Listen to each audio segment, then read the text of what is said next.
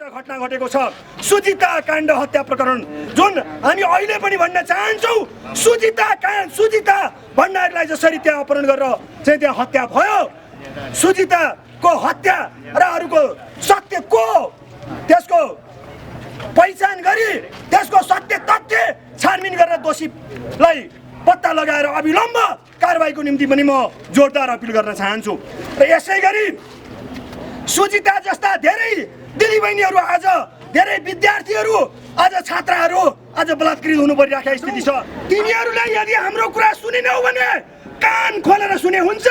तिमीहरूलाई जहाँ बसेका छौ त्यहाँबाट थुतेर ल्याएर घिसारेर सडकमा ल्याएर बजार्नेछौ, जनताले बजार्नेछ। त्यसको नेतृत्व अखिल क्रान्तिकारीले गर्ने। झापाको बीएनसी मेडिकल कलेजका माफिया दुर्गा परसाईले पत्रकार सम्मेलन गर्नुभयो, जहाँ कि आज सम्बन्धनको निम्ति स्वयं राष्ट्रिय चिकित्सा शिक्षा आयोगका अध्यक्षका हैसियतका केपी शर्मा ओलीले र त्यसै गरी सह-अध्यक्ष शिक्षा मन्त्री र स्वास्थ्य मन्त्री ठाडो आदेशमा एउटा स्वास्थ्य माफियाको नाइकेले सञ्चालन गरेको बीएनसी मेडिकल कलेजलाई सम्बन्धन दिनको निम्ति ठाडो आदेश दिने काम गरेका छन्।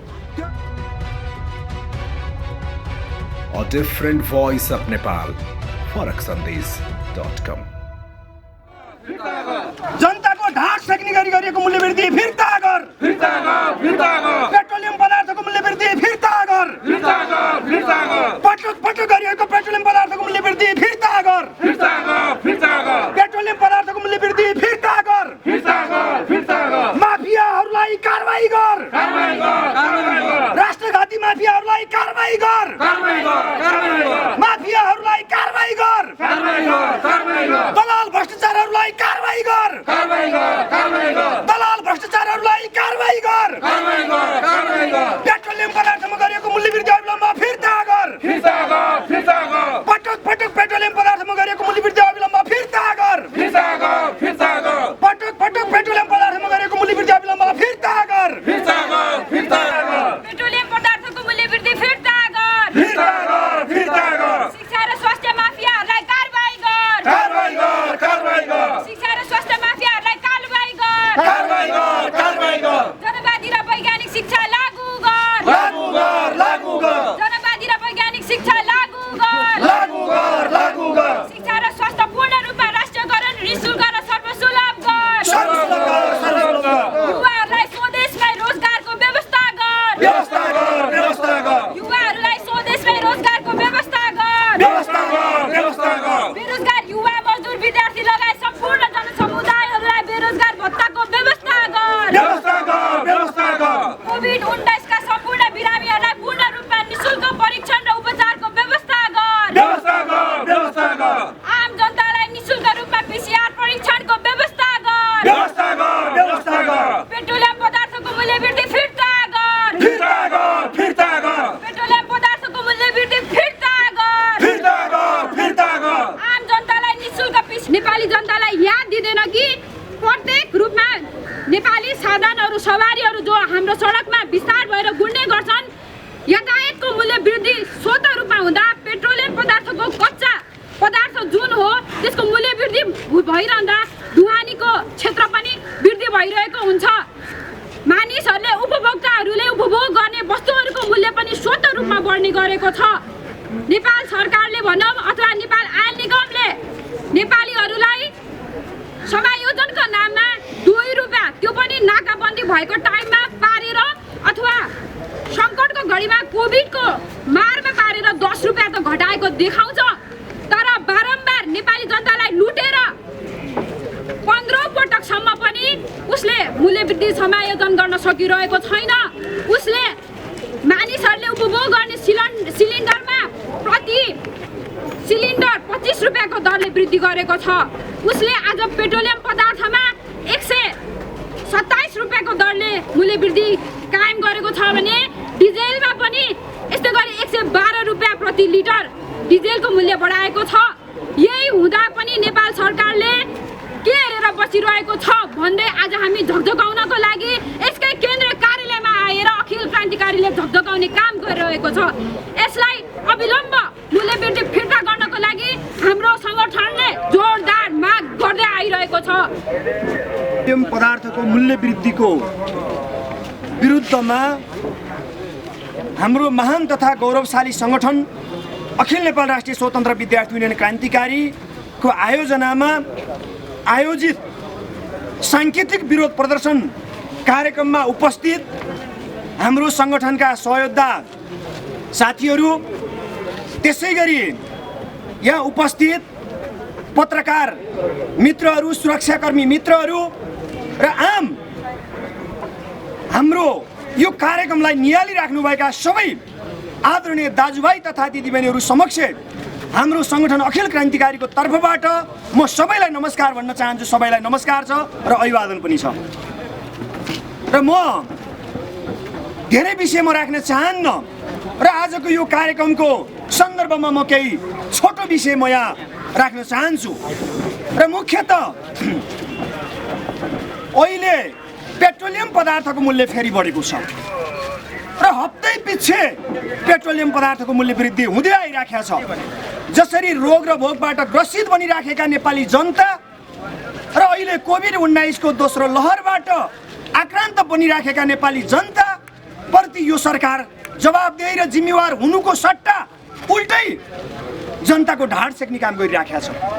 र अहिले पछिल्लो स्थितिमा त यस्तो भइराखेको छ, यो जनताको चुलो समेत नबल्ने अवस्था पैदा हुँदै गइराखेको छ।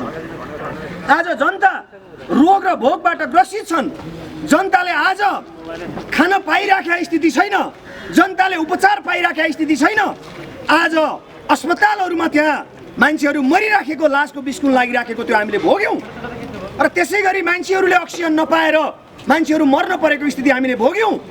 र नेपाली जनता आज कोभिड-19बाट ग्रसित हुँदा आज कोभिड-19 विरुद्धको खोप नेपाली जनताले पाइराखेका छैनन्। यो विरुद्ध सरकार जवाबदेही बनिराखेका छैन। तर सरकार एउटै मात्र त्यो काम गर्छ, जनतालाई दुःख दिने, जनतालाई यो वा त्यो बहानामा कसरी हुन्छ जनतालाई अल्मल्याउने र जनताका समस्या समाधान गर्ने भन्दा पनि जनतालाई समस्या थोपर्ने, यस्तो खालको गतिविधि नेपाल सरकारले गरिराखेको छ। र त्यसो हुँदा सबैभन्दा पहिला अहिले जसरी पेट्रोलियम पदार्थको मूल्य वृद्धि भएको छ पटक पटक र फेरि पनि जो मूल्य वृद्धि भएको छ, यसको हामी घोर विरोध र हामी घोर निन्दा पनि गर्दछौँ। म यहीँबाट यहाँ यो कुरो पनि राख्न चाहन्छु। र अहिले नेपाल सरकार त कमसेकम यो बेलामा जिम्मेवार हुनुपर्छ नि।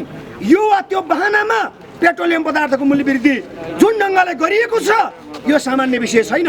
र पेट्रोलियम पदार्थको मूल्य वृद्धि हुनु भनेको त्यसले सबै कुरामा स्वतः मूल्य वृद्धि हुन्छ। यातायातमा मूल्य वृद्धि हुन्छ, खानेकुराहरूमा मूल्य वृद्धि हुन्छ, खाद्यान्न, पेट्रोल, जब पेट्रोल र डिजेल लगायत पेट्रोलियम पदार्थको मूल्य वृद्धि भइसके पछाडि स्वतः सबै कुरामा मूल्य वृद्धि हुन्छ। र आज पेट्रोलियम पदार्थको मूल्य वृद्धि जसरी भएको छ र हवाई इन्धन र त्यसै गरी खाना पकाउने ग्यासको समेत आज मूल्य वृद्धि भएको छ। र यस्तो बेलामा सरकार कम्तीमा पनि जनताप्रति जिम्मेवार हुनु पर्दैन। म यहाँबाट प्रश्न गर्न चाहन्छु केपी ओलीहरूलाई, अब तपाईँहरूको दिन धेरै दिन छैन। तपाईँहरूले आफ्नो चिहान आफै खनिसक्नु भएको छ। अब त्यो चिहानमा लगाएर गाड्न मात्रै बाँकी छ आदरणीय जनसमुदायहरू। त्यसकारण यस्तो बेलामा पनि जब जनताप्रति निर्मम हुन्छ, जब जनताप्रति असाध्य गैर जिम्मेवार हुन्छ, तब जनताले यही राष्ट्रघाती दलाल, तस्कर र भ्रष्टका नायकहरूलाई चिहानमा लगेर गाड्नुको अर्को कुनै पनि विकल्प हुँदैन आदरणीय जनसमुदायहरू। त्यसकारण म भन्न चाहन्छु अब धेरै दिन यिनीहरू टिक्नेवाला छैनन्। र आज सरकार त के गरिराखेको छ, सरकार तिनै माफियाहरूको संरक्षणमा लागिराखेको छ। मलाई त बडो गजब पनि लागेको छ। अस्ति केही दिन अगाडि एउटा स्वास्थ्य माफियाले पत्रकार साथीहरूलाई बोलाएर त्यहाँ पत्रकार सम्मेलन जस्तो पनि गर्नुभयो। झापाको बीएनसी मेडिकल कलेजका माफिया दुर्गा परसाईले पत्रकार सम्मेलन गर्नुभयो, जहाँ कि आज सम्बन्धनको निम्ति स्वयं राष्ट्रिय चिकित्सा शिक्षा आयोगका अध्यक्षका हैसियतका केपी शर्मा ओलीले र त्यसै गरी सह-अध्यक्ष शिक्षा मन्त्री र स्वास्थ्य मन्त्री ठाडो आदेशमा एउटा स्वास्थ्य माफियाको नाइकेले सञ्चालन गरेको बीएनसी मेडिकल कलेजलाई सम्बन्धन दिनको निम्ति ठाडो आदेश दिने काम गरेका छन्। त्यो कुरो समग्र मिडियाहरूले पनि लेखेका छन्। र त्यसो हुँदाखेरि आज यहाँ कुनै विधिको, कुनै नीतिको र कुनै एउटा विधि र प्रक्रियामा आज मुलुक अगाडि बढिराखेका छैन। सामान्यतया यिनीहरूको अहिलेकै संविधानमा यिनीहरूले भनेका छन् समाजवाद उन्मुख बनिएको छ, तर विडम्बना समाजवाद उन्मुख होइन। आज शिक्षा र स्वास्थ्य त ती शैक्षिक माफिया र दलालहरूको कब्जामा पुगिराखेको छ। शिक्षा र स्वास्थ्यमा आज दिन प्रतिदिन दलालीकरण र माफियाकरण हाबी बन्दै गइराखेको छ। त्यसको पनि हामी घोर विरोध र घोर भर्त्सना गर्दछौँ। र त्यसै गरी अहिले अनलाइन एजुकेसनको नाममा विद्यार्थीहरूलाई ढाँट्ने काम भइराखेका छ। आज अनलाइन एजुकेसनलाई प्रभावकारी बनाइएको छैन। आज विद्यार्थीको विषयमा बोलिराखेका छैनन्। आज समग्र समस्याहरू विकृति विसङ्गतिको विषयमा सरकार गम्भीर छैन। त्यसकारण म यहीँबाट भन्न चाहन्छु, सरकार जनताप्रति जवाबदेही बन। यदि जनताप्रति जवाबदेही बन्दैनौ भने अब तिमीहरूलाई जनताले छोड्नेवाला छैनन्। जनताले पानी मुनि गए पनि जनताले घिसारेर ल्याएर जनताले कारवाही गर्न नपरोस्। त्यसकारण म यही कुरा भन्न चाहन्छु, नेपाल सरकार र सम्बन्धित निकाय, उद्योग वाणिज्य तथा आपूर्ति मन्त्रालय र नेपाल आयल निगमका यहाँ जिम्मेवार मान्छेहरूलाई भन्न चाहन्छु, यदि यो कुरालाई आज त हामीले साङ्केतिक एउटा विरोध प्रदर्शन मात्रै गरेका छौँ, तिमीहरूले यदि हाम्रो कुरा सुनेनौ भने कान खोलेर सुने हुन्छ।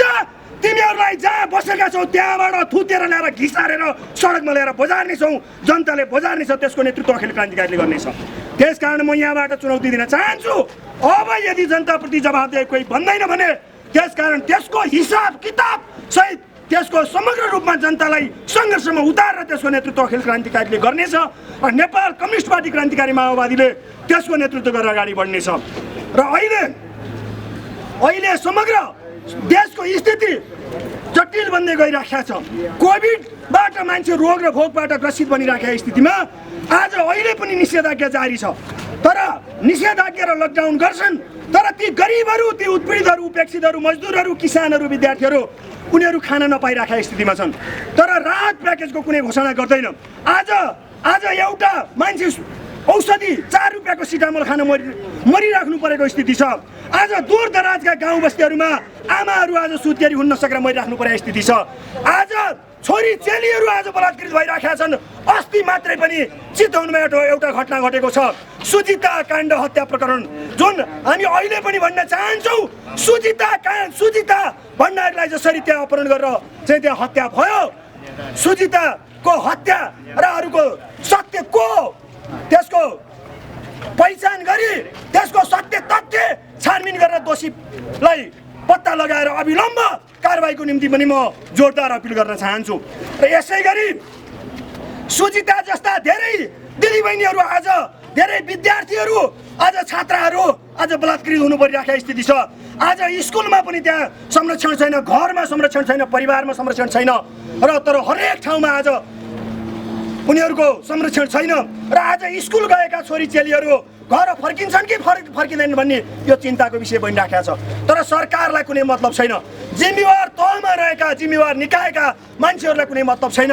त्यसकारण म भन्न चाहन्छु, यस्ता सुजिता बहिनीहरू जस्ता बहिनीहरूले निर्वाध रूपमा आफ्ना जीवन जिउन पाउने वातावरण तयार गरियोस् र छात्राहरू निर्वाध रूपमा आफू अध्ययन गर्न विद्यालयसम्म पुग्ने वातावरण तयार गरियोस् र सुरक्षित रूपमा घरसम्म फर्किने र सुरक्षित वातावरण तयार गरियोस्। म यो कुरा पनि भन्न चाहन्छु।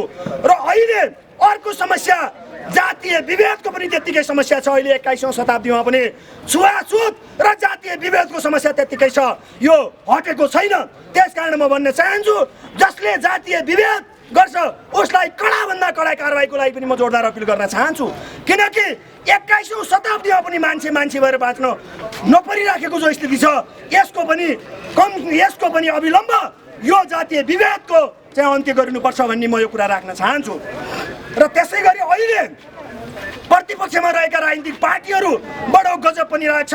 ऐन केही दिन अगाडि त यहाँ केही विद्यार्थी साथीहरूले ज्ञापन पत्र बुझाउन आउनुभएको थियो, 5 वटा विद्यार्थी सङ्गठनका साथीहरू।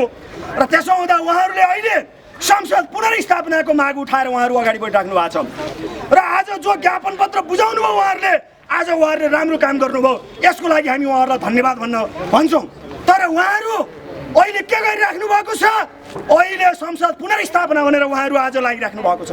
म 5 विद्यार्थी सङ्गठनका अध्यक्ष लगायतका ती मित्र साथीहरूलाई पनि म यहाँबाट भन्न चाहन्छु, तपाईँहरू शिक्षा र स्वास्थ्य क्षेत्रमा भएका विकृति विसङ्गति, जनताका समस्या समाधानको निम्ति, यसै गरी पेट्रोलियम पदार्थमा भएका मूल्य वृद्धिको विरुद्ध र समग्र अहिले मान्छे घाँस बाँस कपास शिक्षा स्वास्थ्यबाट चाहिँ जो विमुख हुनु परेको स्थिति छ यसको विरुद्ध र त्यसै गरी रोग र भोकबाट ग्रसित मान्छेहरूको चाहिँ समस्या समाधानको निम्ति तपाईँहरू लड्नुहोस्। तर तपाईँहरू तिनै संसद पुनर्स्थापना भन्न किन लाग्नुहुन्छ? र संसद पुनर्स्थापना भएर पनि उनी केही होइन र यो अहिलेको व्यवस्था दलाल प्रतिक्रियावादी राज्य व्यवस्थाले चाहे संसद होस्, संसद त थियो त हिजो 2077 साल पुस 4 गतेसम्म त संसद थियो त। 3 वर्षको अवधिमा संसदले के गर्यो? नेपाली जनताको निम्ति के गर्यो? त्यसो हुँदाखेरि अहिले प्रतिपक्ष पार्टीहरूलाई पनि म यहीँबाट भन्न चाहन्छु, तपाईँहरूले पनि बेलैमा सोच्नुहोस्। अहिले संसद पुनर्स्थापना ठिक र संसद पुनर्स्थापना बेठिक भन्दै अहिले जसरी दुईटा यहाँ बहस चलिराखेको छ, हामी भन्छौँ संसद पुनर्स्थापना र संसद भए पनि या नभए पनि अहिलेको व्यवस्था दलाल प्रतिक्रियावादी राज्य व्यवस्थाबाट जनताको अधिकार सम्भव छैन, जनताको मुक्ति सम्भव छैन। त्यसकारण हामी भन्छौँ अब विकल्प दिन जरुरी छ। अबको विकल्प के हुन्छ त? अबको विकल्प अहिलेको सरकार, अहिलेको सत्ता र अहिलेको व्यवस्थाको विकल्प दिन जरुरी छ। अहिलेको दलाल प्रतिक्रियावादी राज्य व्यवस्थाको ध्वंस गरेर जनताको नयाँ जनवादी राज्य व्यवस्था दिन जरुरी छ। जनताको चाहिँ अधिकार स्थापित भएको राज्य व्यवस्था स्थापना गर्नु जरुरी छ। जनताको अधिकार पूर्व मेचीदेखि पश्चिम महाकालीसम्म, हिमालदेखि मधेससम्म सबै जाति भाषा क्षेत्र लिङ्ग समुदायको अधिकार सुनिश्चित भएको राज्य व्यवस्था स्थापनाको जरुरी छ। जनतालाई अधिकार सम्पन्न गराउनु जरुरी छ। जनता सबै प्रकारका विभेद विकृति विसङ्गतिबाट मुक्त हुन जरुरी छ। यसको निम्ति अब जनताको विद्रोह जरुरी छ। यसको निम्ति जनताको आन्दोलन जरुरी छ। यसको निम्ति जनता सडकमा आउन जरुरी छ। त्यसकारण हामी भन्छौँ अब व्यवस्थाको विकल्प खोजौँ। अब जनताको अधिकारको निम्ति सङ्घर्षमा उत्रिने प्रतिबद्धतासहित अगाडि बढौँ। यसको लागि हामी तयार छौँ र हामी भन्छौँ अहिलेको दलाल प्रतिक्रियावादी राज्य व्यवस्थालाई ध्वंस गरेर जनताको राज्य व्यवस्था स्थापनाको निम्ति सशस्त्र जनविद्रोहको निम्ति तयार रहनको लागि पनि म A different voice of Nepal. FarakSandesh.com